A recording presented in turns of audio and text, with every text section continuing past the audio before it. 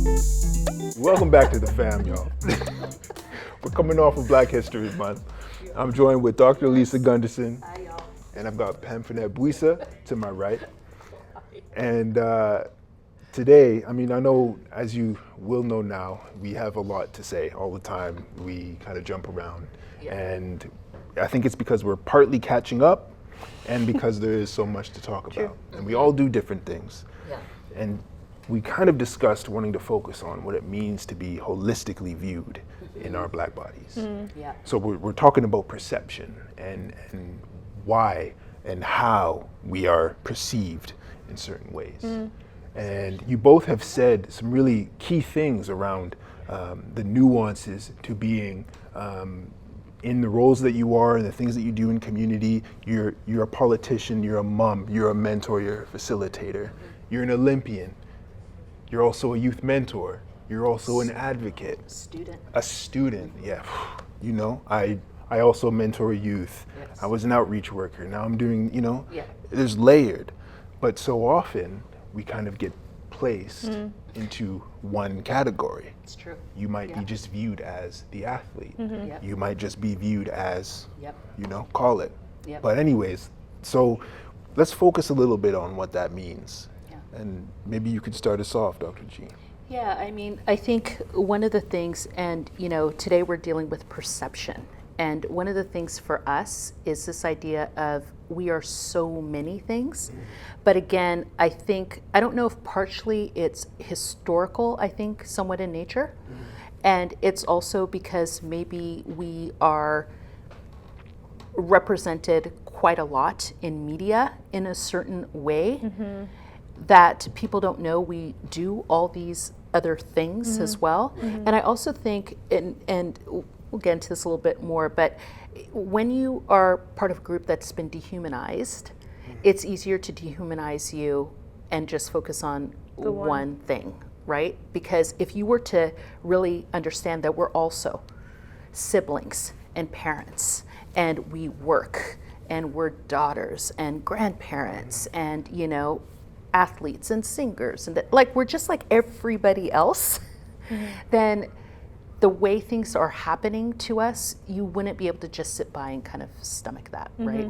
So this idea of perception of us being holistic people, that's kind of what we want to break down today. And we have some similarities somewhat in our backgrounds, and we're separated by decades and ages, but that's still the same theme. Yeah, I think especially when you talk about how, especially within media, our narrative oftentimes is not our own. And I think about, for example, I think in the last episode we were talking about having our phones and seeing, Black trauma, and how desensitized we are to see how our pain, our experience is quantified into one little post. And I think that the ways in which we understand pain when it comes to Black bodies is too easily distributed. I don't think that we're given enough time to feel. And I think that the more that we aren't able to feel and to express our feelings, that it takes away from our ability to be seen as fully human. Which I think is difficult, especially as an athlete. I think oftentimes we wear a jersey. We show up as a team. So already your perspective and your identity is already decided for you, right? And that comes with what it is, like you're part of a team. But I think when it comes to Blackness, it's a different form of team that already has a collective take on it, that I think it becomes difficult to then show how multifaceted we are within that. I just love what you said around this idea of, as an athlete, whether you're individual or a team, it's also the type of sport, right? So it's not even, we don't even have the luxury of being able to be represented across it. It's like, oh, a Black person swims. They do that, right? And it's one of those things where it's expected of you in certain spaces. So I was track and field. I tell you right now that when I got on the track, I think I just psyched out my competitors just by walking on, because I did track in Alaska, right? So that's a whole nother story. You're in Alaska? Yeah, I finished Yeah. grades 10, 11, 12. Okay. So I was a provincial kind of medalist in that space, but I'd walk on, tall black woman, got my legs happening, just looking at people. People are just like, oh no. And then here's the icing on the cake. Where are you from? My family's Jamaican. Oh, there you go. Because we are. And I'm sprinting. Did I tell you all that was my event? I didn't right? know that. 100, 200. I didn't know Yeah. that. Okay. So it was like before I even heard the gun go off, I was, already beating people. The issue with it, when I go to university Subtle now, flex. We'll just see that. It's subtle flex. when I already go to university now and I'm walking on campus and I'm there on an academic scholarship, everybody just automatically assumed that all I was an athlete. And that athletes, there's a lot that comes with that, but when you're a black female sprinter athlete, there's no brains that are going with that or something. So people just automatically ask me questions. Oh, where is this? Or, I go, I have no idea. I'm here on you're here on an athletics? No, I'm here on an academic scholarship. And it wouldn't be so bad if people would be like, oh, okay. But it was kind of like, Do mathematics. right, trying to figure it out. But if I maybe did golf and I looked a little different, people would assume that's academic or crew or whatever, Right. some of those other kind of sports. Yeah. So you're just siloed like Siloed that. is the word. Siloed is the word. And you also talked about media and how we're perceived in that. I really feel how people try and relate to me because of what they see or what they think. I want to hear about that now, because you got, what do people perceive you to be? Oh man, I have done every sport according to people. I'm the Renaissance man. You know what I'm saying? In reality, I was playing magic cards behind the dumpsters with the homies. Like, you know what I mean? Like, Not with playing the bongos homie. or something else too, because I know you got yeah, that. I got a voice like Marvin Gaye, and I can dunk like Michael Jordan. Can you imagine? Ah, man. No, so that's not the case. And I did play a little bit of sport, and they always go to basketball. Basketball. It's like nah, Football then? nah. Track. No, I Well, did, yes. come yeah, on now. no, I did play track. I played track, I played rugby. That was the worst. We lost every single game in the season. And we actually had coaches from Team Canada. And when the coach is on the sideline like this, Then you know. you know. You know why you lost all the time? There weren't enough of you. That's what they say, right? Yeah. Yeah. Man. Anyways, they people project a lot onto me, but also I feel like I'm constantly managing myself in space because certain movements can signal things or reactions or elicit things. I'm just trying to go for a jog at night, but to some people that jog might look like the scene from Get Out where they're running across the lawn. Yeah. And I'm just going for a jog. Yeah. You yeah. know, Yeah. it might change. So in spaces, I'm very aware of how I'm being perceived, and I'm also aware of how media influences to how I'm perceived. Yeah. The fastest, the world record of hearing the N-word was when I landed in Greece, and someone tried to relate to me by yelling it out. You're like, "What's up?" And I'm like, "I just got off the plane." And I looked for melanin and there was none. So I'm like, "Come on, man. Yikes. Turn the TV off, man. Come on, man. I'm just trying to be on vacation."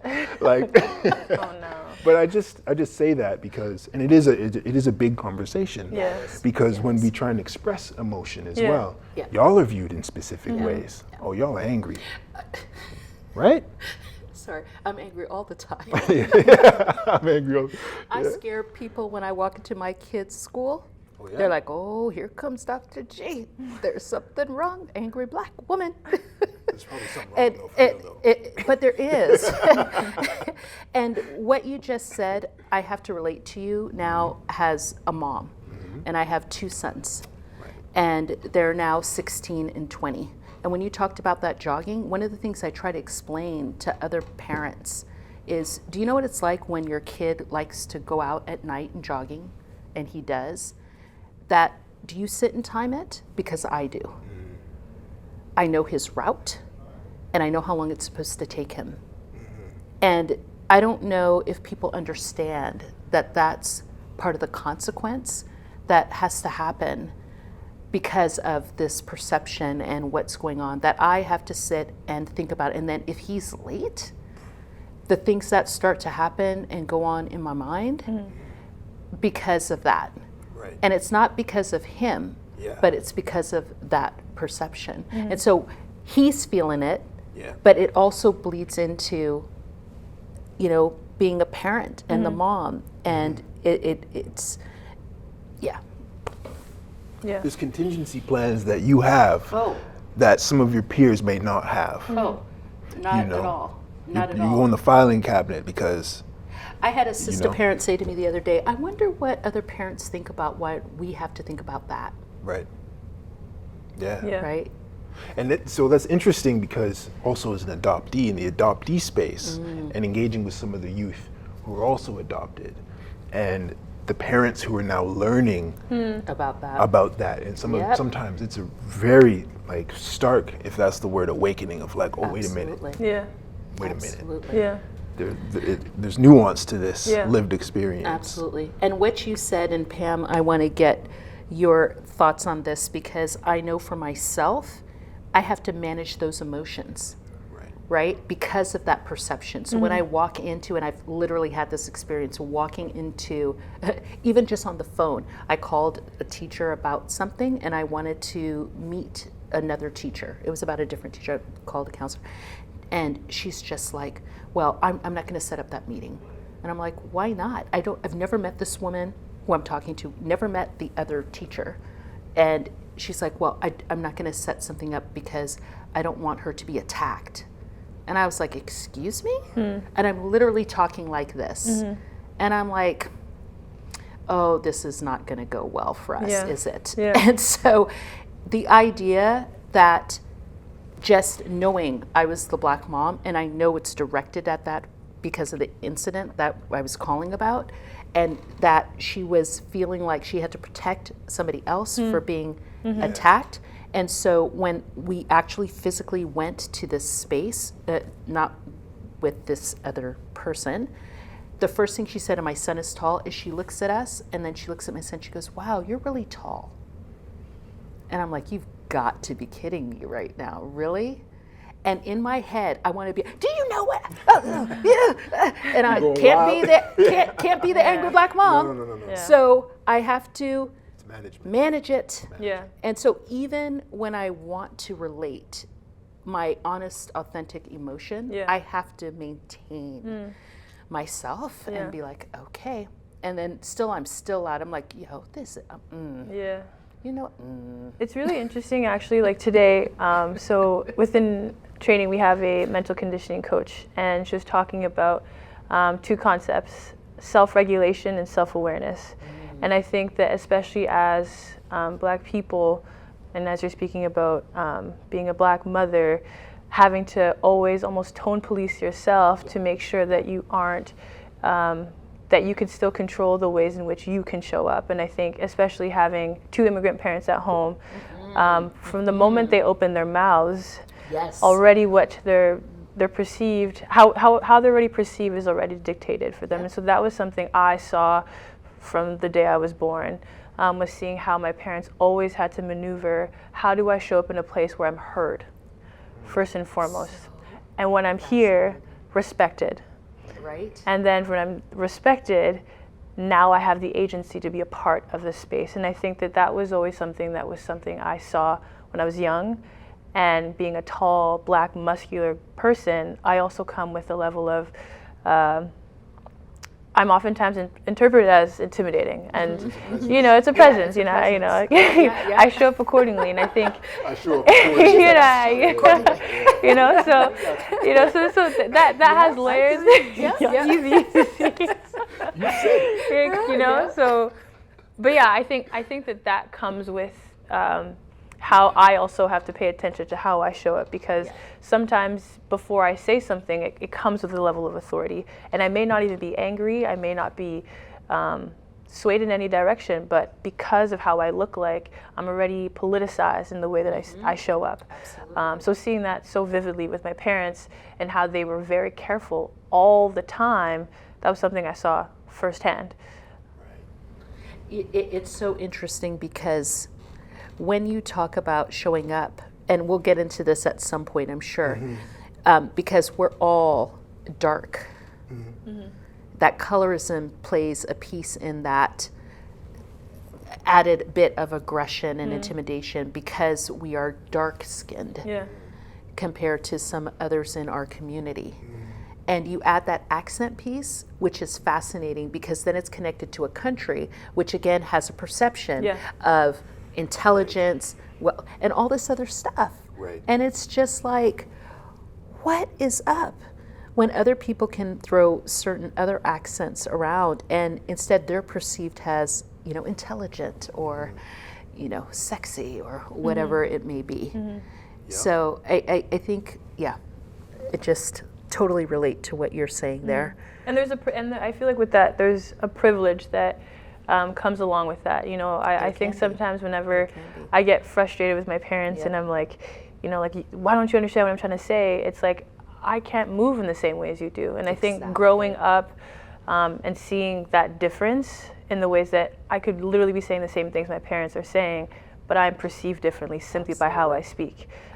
Being educated adds to that. And I think that growing up, that was something that I realized that, even as a Black person, there's different intersections within that I still 100%. Have a lot of privilege 100%. and carry with that. Yep. On the parent piece, I just want to jump in and add the adoptee experience. Yeah, because your experiences. And one thing, when I found the language to explain the phenomenon that was happening to me when I was out in the world by myself, to my family, family's white, brother's also Black, but I would say when we're together, we're viewed a certain way, and when we're apart, you would trust me. The treatment is it's very different. Very different. And I'm fascinated, having those conversations with my family. It's very eye-opening. It's like light bulb moments of whoa. So can I ask you something about that? Because thinking about the perception. Yeah. So white family adopts you. Yeah. And is there this perception of, you all did. Yeah. There's a whole. Okay. Wow. Like, I'm getting flooded with memories. There's so much curiosity around it, and I think there was a little bit of that, well done. You saved him. Yikes. Who knows where he would have been? I got that a lot. People would just say that to me, I'm in sure. front Really? of. Yeah. Oh. And I think my family had to grapple with that, really reckon with why people were behaving that way. And there's one story that pops in my head. I don't know if it's aligned with what we're talking about. Actually, it is, because you mentioned swimming. My mom told me a story of when we were at the pool. I was getting swimming lessons. She brings me out of the pool. I'm little. And this older gentleman comes up and he touches my arm, just out of the blue. Just touches my arm. Doesn't know you. Doesn't know me. No, I'm little. I'm like, whatever. What do you mean? Just out of the blue, this hand. And my mom, like, what are you doing? And he's like, I didn't know they could get wet. Nah, I can't make this up. What do you want from me? That's so it started at a very early age. This is why we're having this conversation. No, this is exactly why. I laugh about it exactly now. Why. But that's real. And I could list off, I'll sprinkle these stories in as we go on. But yeah. We have, and that laughter, I hope it was captured, our different reactions. Because there's different reactions to the same point. Yeah. And how it's like, some days it's just like, what? Yeah. And then other days it's like, I mean, it's just, More Well, often than not, I'm laughing. I'm so curious what the response was. What I think she just scoffed and Just got walked me away. out of there. Like, of course. Like, what Yeah, do you what do you- think? Yeah. Goodness You know? gracious. Yikes. But these moments will stick with me. You know. You know what though? When Yeah. you think about that moment and you kind of extrapolate it to today, it's not that different. No. Because people are like, "Oh, swim? You're part of the swim team? They do that?" It's not said out loud, but that's the kind of, reaction that people would have. It's like, "Oh, I posted a picture once. I was at the lake, and the caption was "Haters will think it's Photoshop," and because I've been getting it all. Yeah. Yo, jump in the water, and people don't understand. It's cold. I don't want to swim here. Like, y'all are don't know cold why. dipping and all of that. Like, it's cold. That's and the why. swim caps until recently, Yeah. hey, weren't meant for us." Yeah. It's like, why can't you just pop into the water and, the chlorine? And it's just like, nothing Yeah. about our hair. Hey, the chlorine was doing numbers on my skin. It when I was was breaking- going it was in. breaking This Yeah. way, that way, the other.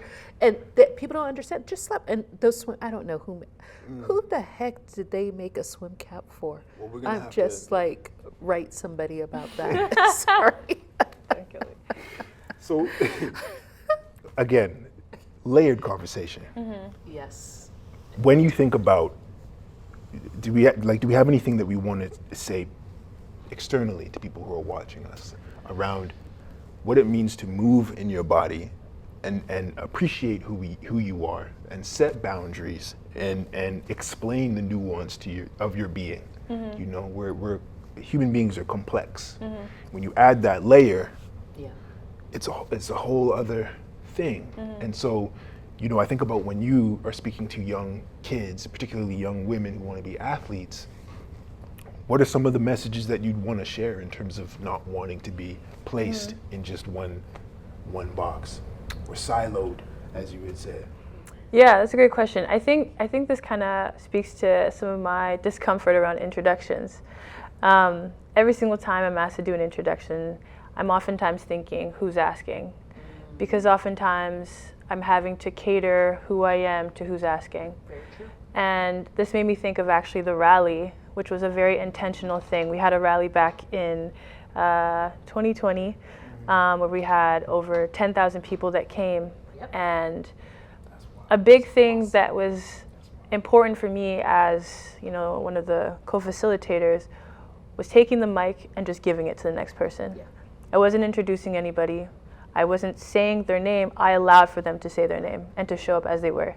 So I think kind of like similar to what the principal did, he said, I'm giving you a space, say your name.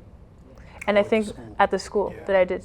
And I think the more opportunities that we have to provide space for Black people to say their name, say who they are, and show it fully, the more we feel empowered to be complete. Yeah. We need a no context quote book for I hope we're gonna have at the end of this like the sayings. We just have a shirt. The fam says. I know we need like a shirt, like Airplane mode was the last one. Airplane mode. Yeah, we got to keep track of that. Yeah. For me, I think I want people to understand that we are holistic. Yeah. No matter what and how you interact with somebody, please just don't silo us, right? Yeah. Like it's one of those pieces where, and I try to do this somewhat intentionally on my kind of Zoom link. So with my name, I have Lisa/Dr. Lisa/Dr. G. Right. I And never knew then why you my did that. pronouns. makes And one sense. of the reasons that I do that is because I want people to understand that culturally, depending on where you're at, you're known in different ways and we're having different spaces. So I say, you can call me whatever makes you culturally comfortable, but I am all these things. Yeah. And I think that's so important for us to be able to do that. And to also, make sure that we support each other in that way. Yeah. So I was like, damn, Black people swim Yeah. within our own community, right? It's like, no, right? To just make sure that we are elevating ourselves Yeah. and showing all those different pieces and aspects. Yeah. I mean, y'all really spoke to it. I think this conversation will continue in different ways. For sure. And I'm just grateful, and I'm curious what people will think when they watch this. Yeah. And hopefully we'll hear some feedback Yes.